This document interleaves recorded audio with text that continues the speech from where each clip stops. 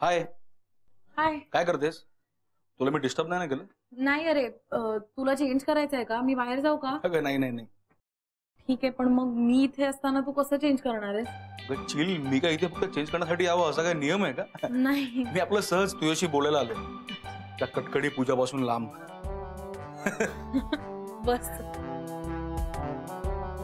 अगं त्याची कधीपासून बडबड सुरू आहे? ती लहानपणीचे किस्से आठवण आठवण आईला सांगतो. हो. तिच्या गाडीतलं पेट्रोल संपतच नाही. अजून थोडा वेळ तिला ऐकत बसलो असतो ना तर माझ्या कानातून रक्त आलं असतं. काही इश्यू का? अगं खरंच अतिशयोक्ती करत नाही मी. अरे फार पकवते यार ती. आणि अशा मुलीसाठी मला आई ओरडते, म्हणे काय मला मुलींशी नीट वागता येत नाही, मला कळत नाही मुलीशी कसं वागावं. आता आता मला सांग, तूच सांग मला, तू पण एक मुलगी आहेस. मी आतापर्यंत तुझ्याशी कधी वाईट वागलोय का? नाही. म्हणे माझ्या आईला कोण सांगणार? हे बघ, तू माझ्याशी चांगला वागतोस कारण तुझ्या मनात माझ्याविषयी जुना कुठलाही गैरसमज नाही, म्हणून तुला आता माझा राग येत नाही. पण पूजा तुझी लहानपणीची मैत्रीण आहे. तू तेव्हाच्याच गोष्टी अजून मनात धरून ठेवल्यास ना, म्हणून तुला तिचा आत्ता राग येतो. जुनं ना सगळं श्रीकांत विसरून जा आणि मग बघ तिच्याकडे.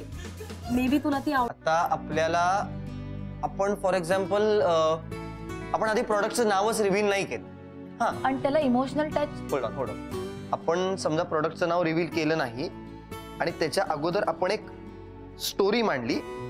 ऐक, हे बघ, प्रोडक्टचं नाव रिव्हील केलं नाही, स्टोरी मांडली आणि त्याला जर इमोशनल टच दिला तर ओ एक्सिलेंट. त्याने काय होईल, जे लोक आहेत ते कनेक्ट होतील. प्रोडक्टची गरज ती आहे कारण. एक्झॅक्टली. आणि एक इम्पॅक्ट पडेल. करेक्ट.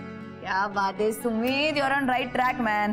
यू वी बेटर लिहून ठेवते सगळं. ओके. आणि मला एज ग्रुप बद्दल सांगा. ऐक हे बघ, असं आहे की आता जो आपला इकडचा एज ग्रुप आहे म्हणजे आपल्या कन्सेप्ट मधला आणि आता जो आपल्याला ब्रीफ केला गेलेला आहे त्याच्यामध्ये थोडा फरक आहे. त्यामुळे आता जी आपली कन्सेप्ट आहे ती आपल्याला या एज ग्रुपला मॉडिफाय करावी लागणार आहे. मग आपण टार्गेट दुसरा एज ग्रुप करतो. अर्थातच. हाय काव्या,